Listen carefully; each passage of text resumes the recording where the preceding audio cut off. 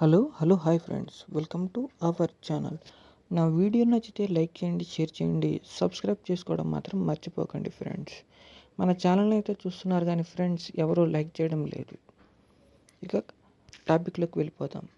పూజా హెగ్డే గారు తెలుగులో సరైన హిట్ వచ్చి 3 సంవత్సరాలు అవుతుంది.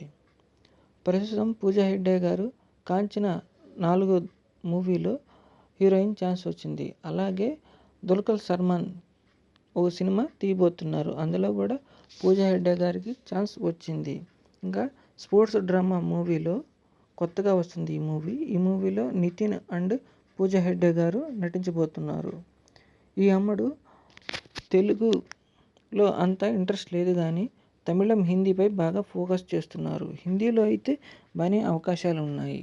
ఈ అమ్మడు నటించిన చిత్రాలలో మీకు ఏ చిత్రం అయితే ఇష్టమో దాని గురించి కింద కామెంట్ సెక్షన్లో చెప్పండి ఫ్రెండ్స్. Thanks for watching.